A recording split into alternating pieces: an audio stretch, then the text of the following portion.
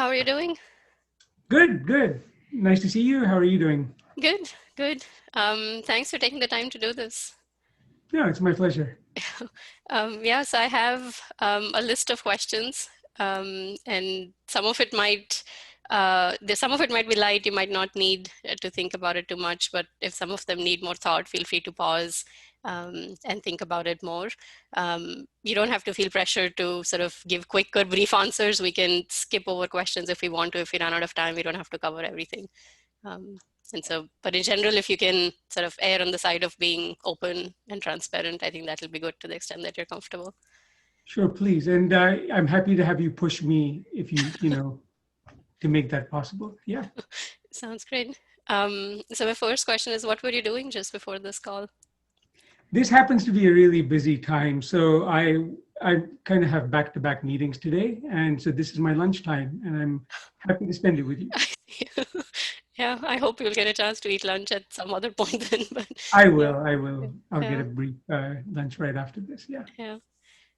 What is your daily routine like? Well, let's see. So I tend to work best late at night. But that's just the way I've been when I was a grad student. These days I tend to have morning meetings with folks in Europe, and then because the most of my days with folks in California, it tends to skew late. So I tend to wake up, take a shower, get something to eat, and then start my work day, take a break, and then in the evenings, I really try to take time to do some martial arts. So I've been really lucky to get a chance to practice with people I used to train with years ago. And especially in COVID, it's good to be able to kind of do something like that. So I take a couple of hours some days a week, and then dinner. And then depending on how things are, I tend to do some work at night as well. Yeah. Yeah, yeah. What tends to be the favorite part of your day? So I think it's a tricky question because it depends on what I'm trying to do. In general, the least favorite part of my day is probably the morning. So when I wake up, I'm actually still, in general, not fully awake. I have to have like a shower before I'm fully awake. But I think in many ways, the night is my favorite time. Hmm. It's quiet, and I tend to, tend to find it's the right time when I'm trying to do anything that's kind of individual work, at least. Yeah. Hmm. Hmm. Um, what chore do you dislike the most and why? Wow, that's an interesting question. What chore do I dislike the most? I guess unclogging drains is not something I try to approach everything with the right spirit, and I learned something from everything I do. But unclogging drains, like putting a snake down drain and things like that, I think it took me a while to appreciate, why it's a interesting thing in itself. And yeah, I learned something from it as well. So I I see. think unclogging drains, where I think it teaches you that the simple solution of just pouring something down there is probably not the right way to approach that, and maybe that's a lesson in Hmm. life. Interesting. Interesting. Um, do you struggle with procrastination? I used to struggle more with procrastination when maybe when I have more time. I think with Hmm. less time, I struggle less with procrastination. There are always things that are competing in terms of what you could do. Uh, but now, yeah, I think that at some point in my life, procrastination didn't seem to be the thing that really is the issue. And I think that doesn't necessarily mean I'm uh, making the most effective use of my time. That's very different. But procrastination to me qualitatively felt different than some of the challenges I faced. Hmm. Yeah. Maybe Yeah. this is a little related to the next question. Do you struggle with time management? Hmm. I think having commitments where other people depend on me for things is highly motivating. I don't want to let people down, right? So there could be things that, and so if someone is depending on me for something, then there's no struggle. I really hard. It's harder to make time for the things that are important, but they're not urgent, whether it might be for you, for your organization, for others. And I think those are the ones where it's, yeah, I mean, I think it's something that I have to think hard about how to make space for things like that. Hmm. Yeah. Yeah. Do you set an alarm in the morning? I do. So when I was, I guess when I was an undergrad, I had this false belief that I didn't need that much sleep. It was totally wrong. I used to operate on much less sleep at that time, and I used to fall asleep in class, um, even if I was in the front row. It didn't matter. There was a time when I asked a question, and then I fell asleep before the answer came back. Wow. So, I learned that sleep is important. Uh, but I do find it important to set an alarm and, wake up at a given time. I'm very flexible with regards to time schedule. So I don't have a strong biological clock as far as I can tell, so having an alarm helps me wake up at a time when others would like me to be awake. Yeah. And do you hit the snooze button often? No, I don't. I don't give myself the luxury of having time to hit the snooze button. So when the alarm goes off, I wake up. Yeah. Um, if I were to ask your friends, what is Rahul like? Or what do you think they might say? What might be 3 adjectives they might use? It's a great question. And unfortunately, I have no idea what the answer is. I don't have a very good model Hmm. of what other people, including my friends, might think of me. So I think this is a great question to which I have a terrible answer. It would be great to poll people. I'd be curious to learn that, but I really don't know. I don't have a good model. Yeah, yeah. Um, are you happy with the number of close friends you have? Am I happy with it? I am happy with so I'm very grateful for the close friends I have. I feel really fortunate to be married to my best friend. And that's something that, that time, and I'm feel very fortunate about that. And I have friends from, various parts in my life, and I'm, grateful for all of them. I tend to actually think of friends not just in an abstract way, but I tend to have activities I do with different friends. So there are friends with whom I do one activity, another activity, but friends in an abstract sense, I don't think I tend to form them. They tend to be around a shared interest. And those, I tend to gravitate towards people who also have the same passion for whatever it is that we might be doing. It might be something around work, it might be something around an activity, like playing games or scuba diving or martial arts. But for me, the set of people that I have tend to be people with whom I enjoy doing an activity. I don't think I'm really not that excited about just having, maybe just even this notion of having a conversation by itself is something that is, takes work for me to get Yeah, into. So yeah. Thank you for doing that. Yeah. no, it's a real opportunity, and it's something that helps me get better. Yeah, yeah. Um, what is something you're worse at than people around you? Probably many things. One thing that's amusing that I learned is I'm actually not very good at recognizing faces and remembering people's names. Mm, And I realized that over time, I realized that I couldn't really recognize these people from conferences and so on. So name tags helped. But then I did actually take a test mm, that had come out for face recognition. And I realized that I actually scored, in the bottom 20% or something. interesting.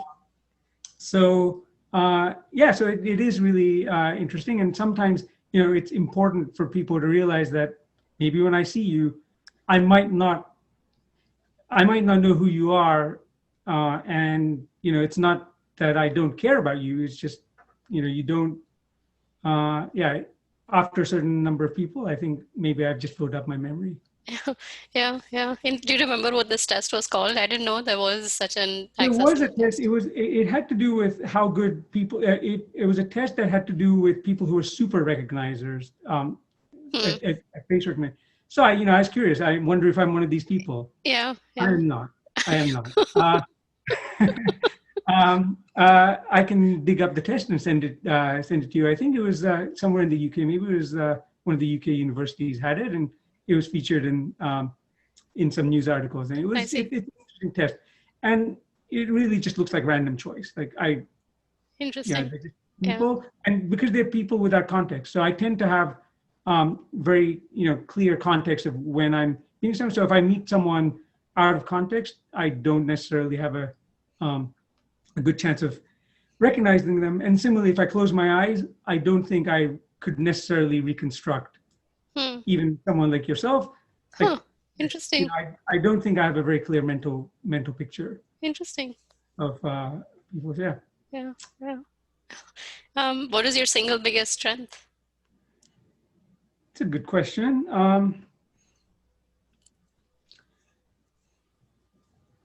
I don't know that there's something intrinsic. I mean, I do train for things. So I think I'm good at staying calm in stressful situations, but I don't think it's an intrinsic quality. I think it's something that I've valued and developed over time.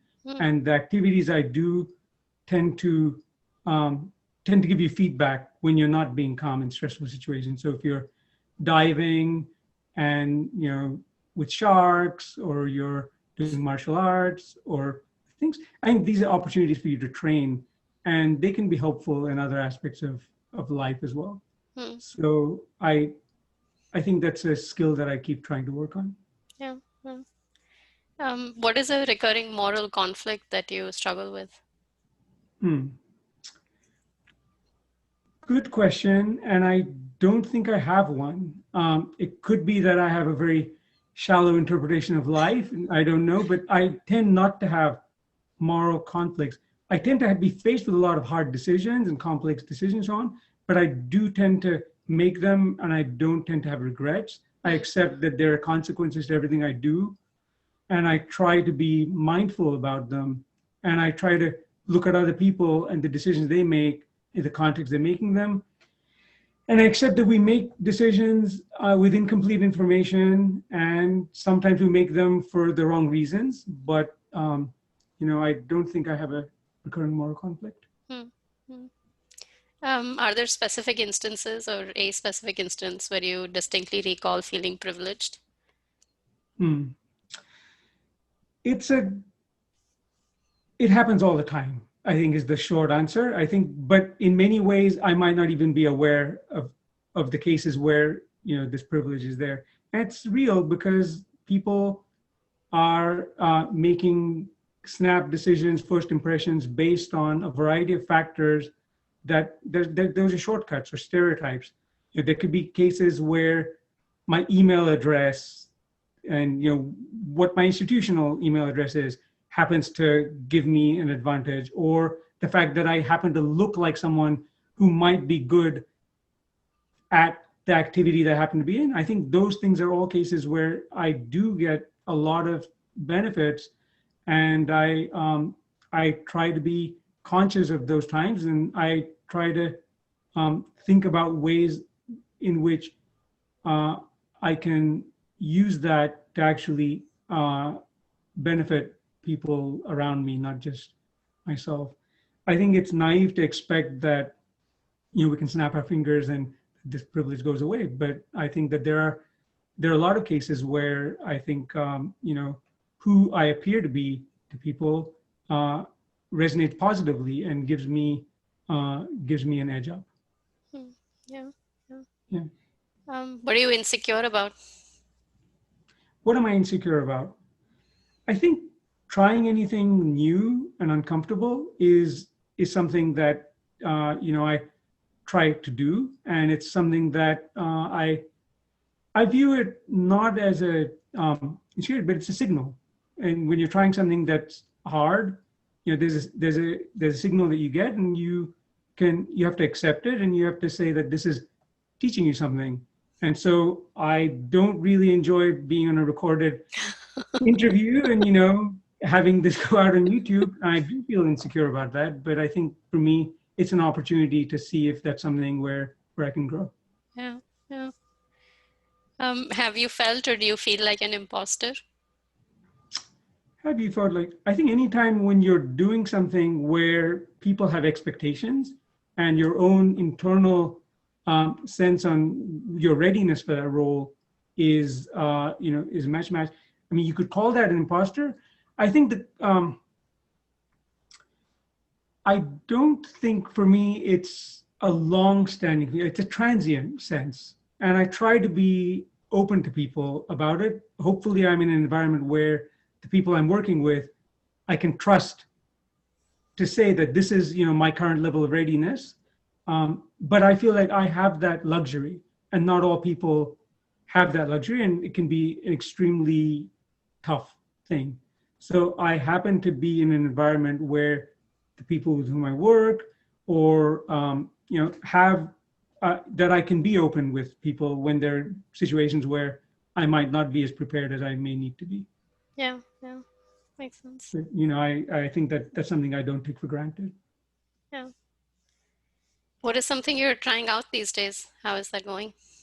What am I trying out these days? I think for me, being stuck at home in COVID. So I mean, among the things we used to like traveling, doing a lot of things. I think part of me is thinking during this time when we're at home, what are some ways that I can, benefit from this possibility? And for me, one of the challenges was, how do I actually get some exercise? And for me, going back to karate, which is something that I used to do back at CMU in the 90s, was really good. And so I've been able to practice with people from that time who now practice over the internet, and it's been really good.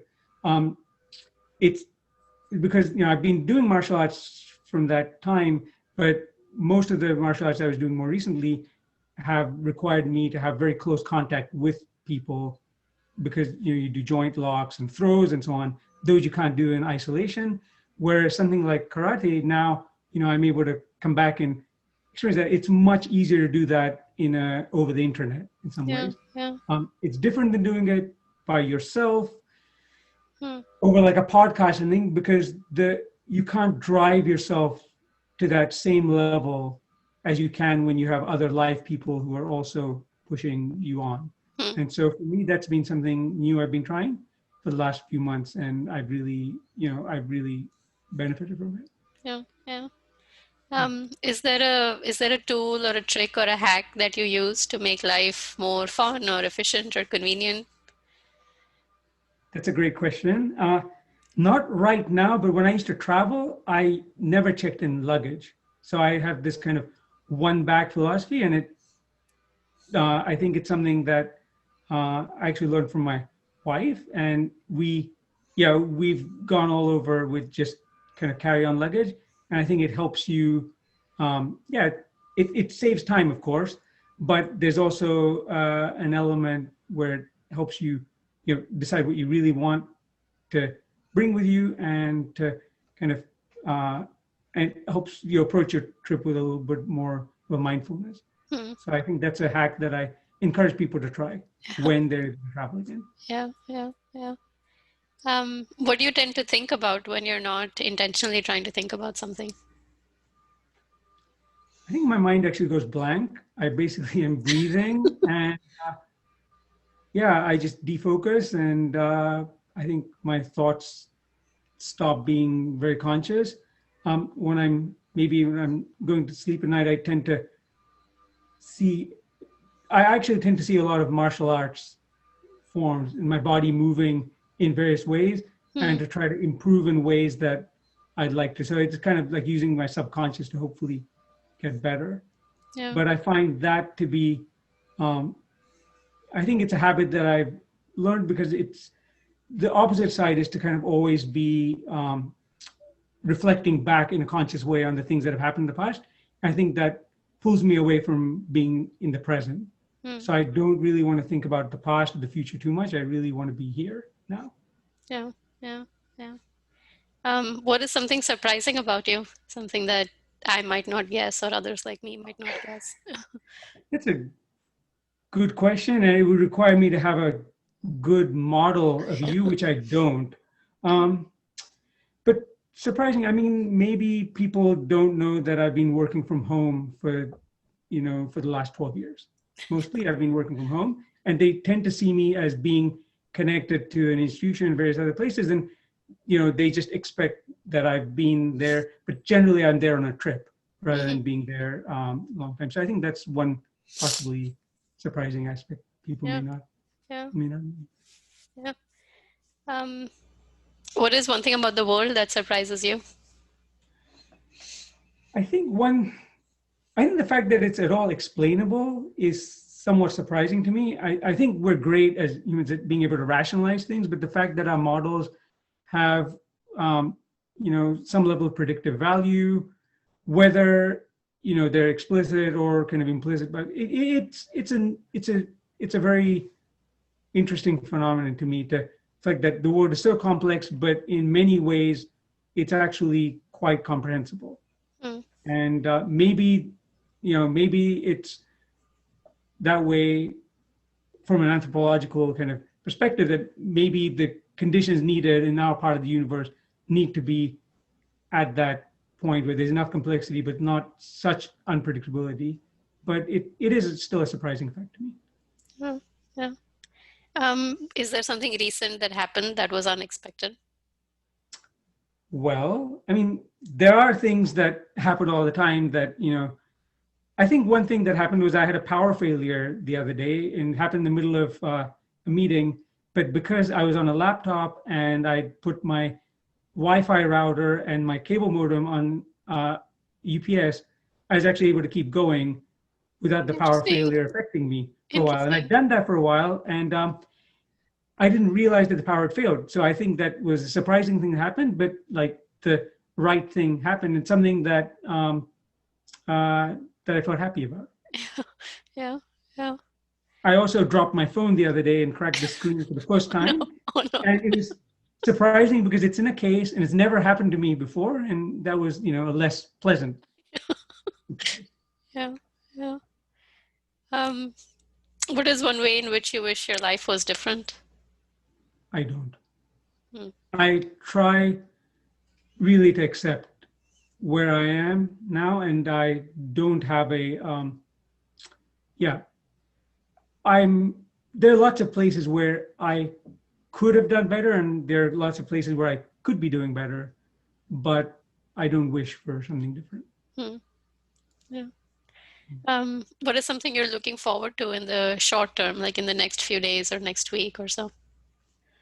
It's a good question. I think I'm looking forward to being a little less busy, but I also try really hard to appreciate the nice part about being super busy in this time. So I'm looking forward to it in a soft way. I think that the last few weeks have been extremely stressful and busy from a work perspective, and it'd be nice to have a little bit of a break. Yeah. Yeah.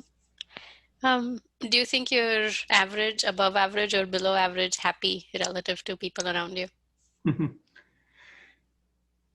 There's no way to know, right? I don't know how happy other people are, but based on what other people think, they view me as being, I guess, prepared for things going badly, but optimistic about the future, which possibly might make me more happy, or at least more accepting. Yeah. Yeah. When was the last time you danced? Never. You've never danced? I don't like to dance, and I've managed to avoid it. Yes. I see. Yeah, yeah. They don't like to dance, I can relate to, but the managing to avoid it tends to be challenging. So, yeah. Yeah. Yeah. No, that's probably another place where I would be below average if I gave it a try. But there's also practice. Yeah. What is your most recent dream that you remember?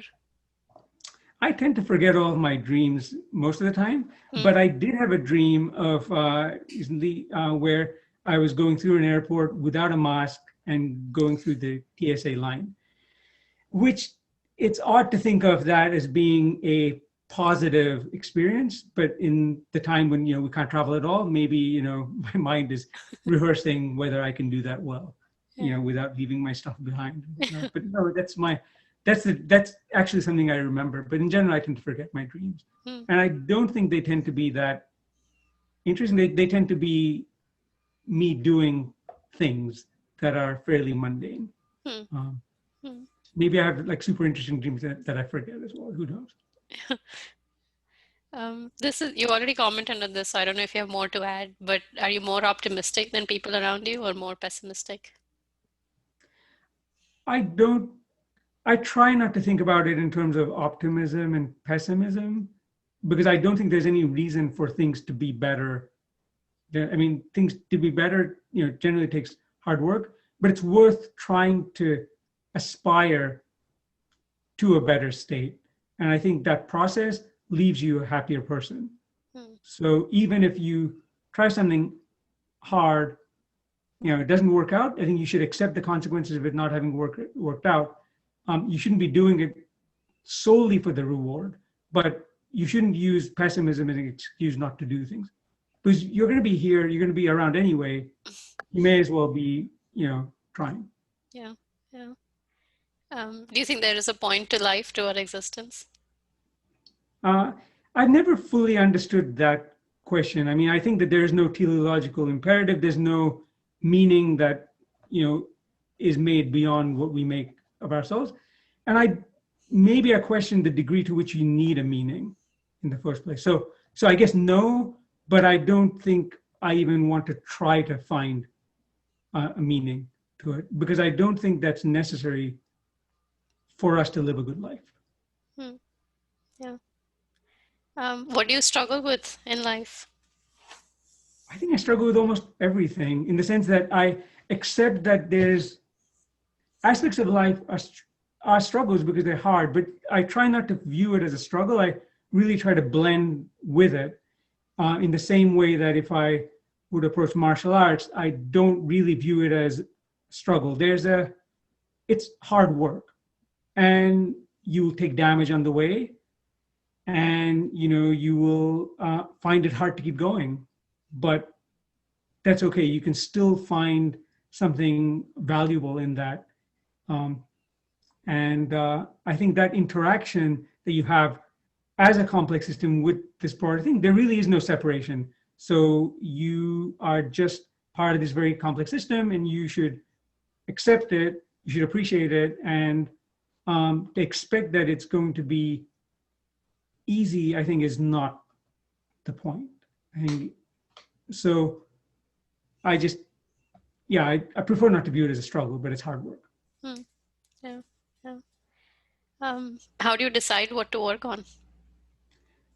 Very unscientifically, I think. I think in some cases there are things that external constraints help me do what I'm doing, but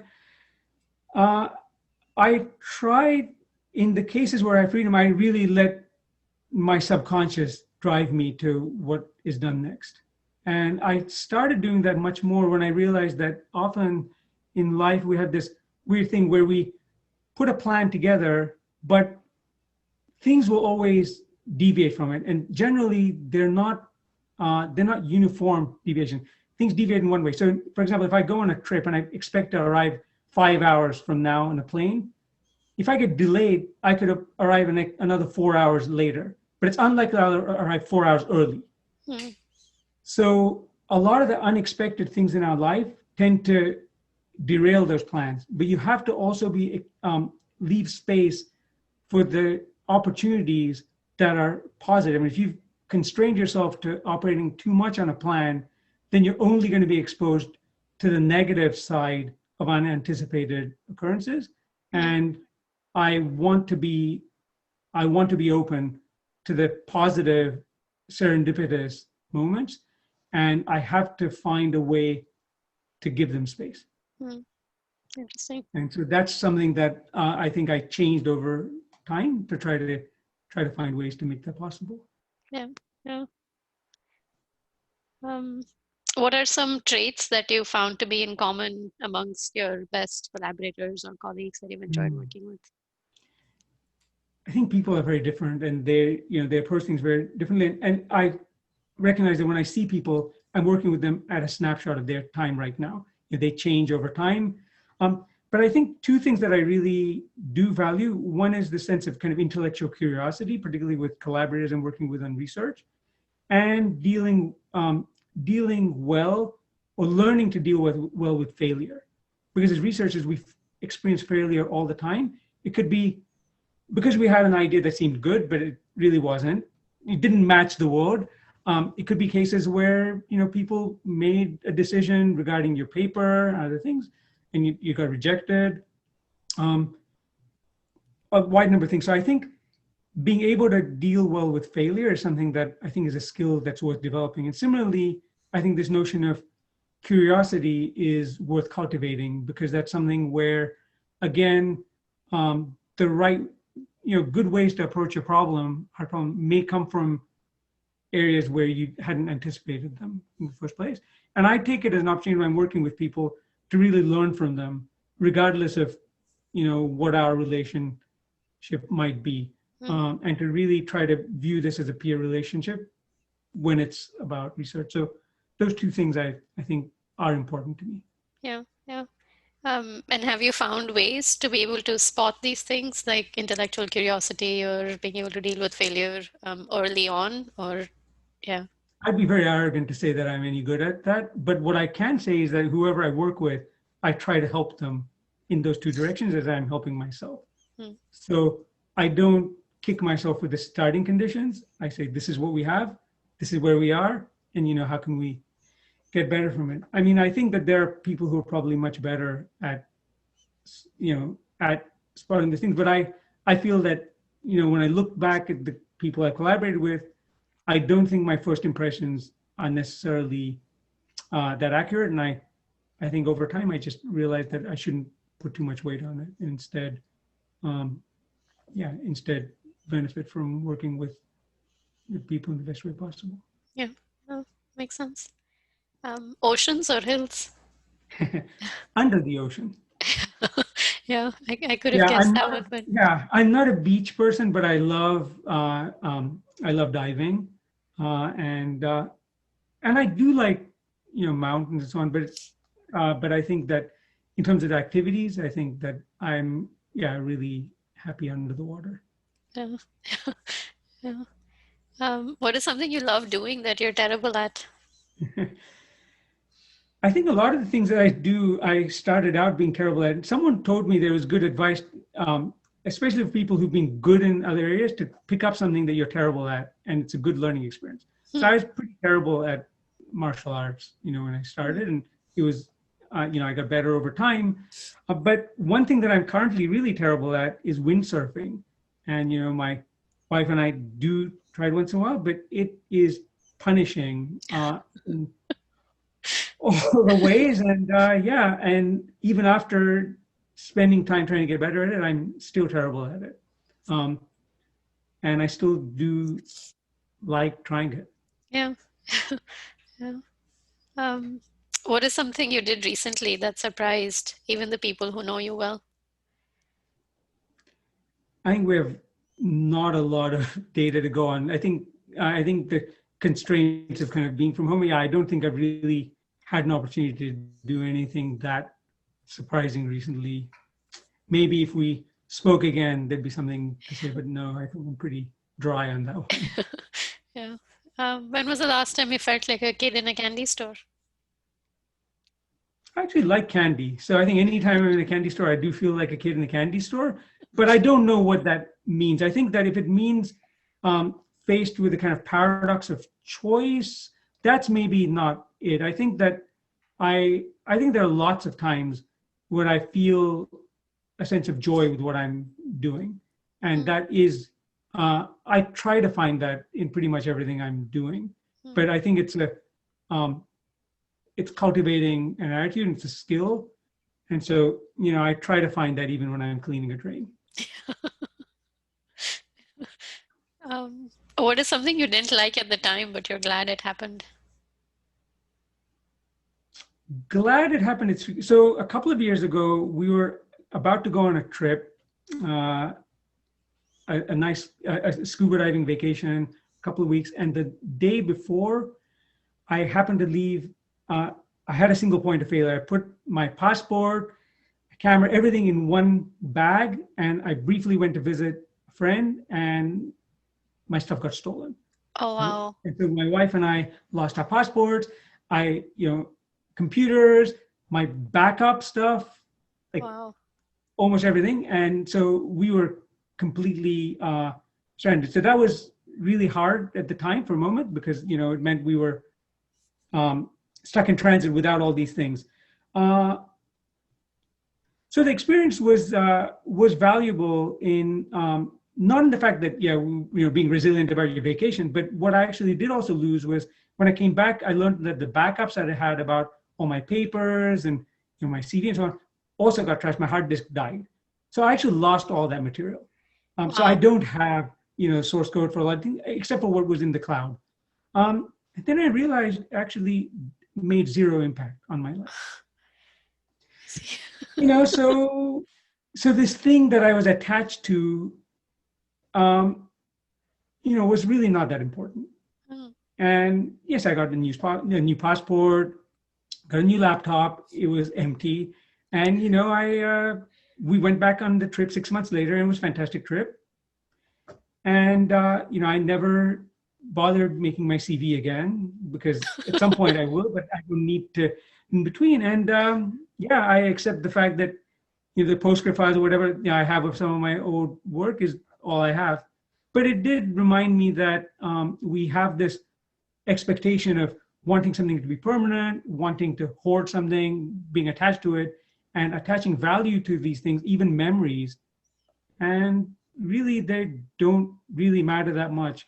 And I think it helped ground me, like it helped force me to say, look, if you really do value your present rather than your past and future, then this is an opportunity to really experience that. And so I'm not thrilled that it happened, but I found it a valuable lesson. And I had talked to other people who, mentioned to me that they'd had accidents or been paralyzed and other things, and that people's happiness level returns normal, and that in many ways, the things that we think we value a lot are really not that important, and maybe that can help us let go of some of the fears that we have in life in general.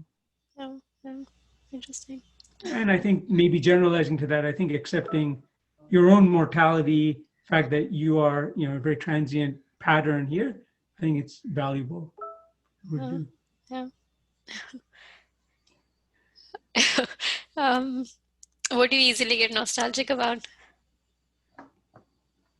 Well, I think it's probably not that surprising that I don't get nostalgic. I think I really believe the past is an illusion, and the future doesn't exist. Hmm.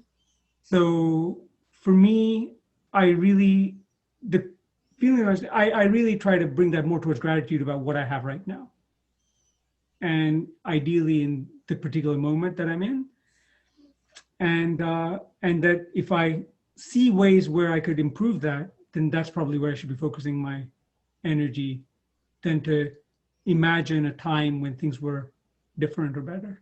Hmm. Yeah. Describe something that made you smile today. I think this interview in itself has made me smile. It's something that I was approaching with some trepidation, but it's been a lot more fun than I would have imagined it to be. So thank you. Yeah. What is some of the best advice you've gotten or given? One piece of good advice I got was actually from my wife. I don't know if she gave it to me or someone else, but it was to often when we're struggling to make decisions, we try to ask our friends and others, what should we do? Instead, she said it's really valuable to ask people how to do things, but not to ask them whether to do something or why you should do something. So it's it's really good to ask experts how to get better at something, or if I were to do this, how would I do it? Because it both frees them from the burden of your decision and helps you learn something.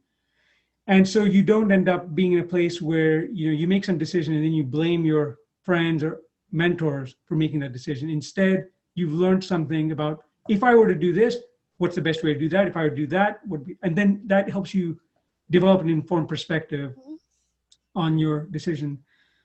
Similarly, I think a lot of people, let's say they're in grad school, they talk to their grad school colleagues about what it'd be like to become a faculty member or go to an industrial research lab. The people they're talking to maybe don't have the context of what it'd be like. So it is not as helpful. So you should try to talk to people who actually have experience in those specific areas, again, on how to do well in those situations. So I think that's a piece of advice that I try to keep in mind, even when I'm talking to other people and when I'm requesting advice. Yeah, makes sense. Why did you agree to do this interview with me? You asked me, and my first inclination was, no, this is not something I want to do. But you know, I thought through it, and I think the reasons for me declining weren't as good as the reasons for me to do it. And if someone does find it interesting to listen to our chat, you know, I think that's probably better than the discomfort I might feel in trying something like this. So I'm, you know, grateful for the opportunity and glad we got a chance to do it. So I mentioned this too, that I already going in, I had a sense that I think people will find it valuable, but now having actually gone through most of the conversation, I'm even more convinced that people will find it valuable. So thank you for doing it. No, thank you so much. I'm really interested in seeing how some of your other conversations go, because I can imagine that, you know, they show different facets of people I might already know, and you know, help me, you know, become better at things. So this is everything I had. Is there anything about you or your life that you think would have been useful to talk about that we didn't get to? You did a great job covering a lot of things. I think one thing about my life that I now find valuable is that I've actually grown up all over the world. I moved when I was young, and I think at the time I just took it for granted. But now I actually see that it gave me a very valuable perspective on how people in different contexts are very different, but there's something really interesting to see in each of these places, and that to come up with some stack ranking in your own mind is really unhealthy. And I think it helped me appreciate the world in a better place. Doesn't mean that that's the only way to get there, but I think for me, that journey, I think, was valuable. It happened at a time, you know, so many of the people I knew from that time, I don't necessarily have stayed in touch with because it was pre-internet and not, but I think the experiences have been valuable for me in shaping, you know, how I got here. Interesting. Yeah. So that's everything. Thanks again. Thanks for doing this. I know you weren't thrilled by the idea, but thank you. Thank you so much, Devi. But I think that this format is a really interesting one, and yeah, I really wish you the best in your future conversations, and please point me to them as they become available. Yeah, I definitely will. Thank you. Thanks. All right. Bye.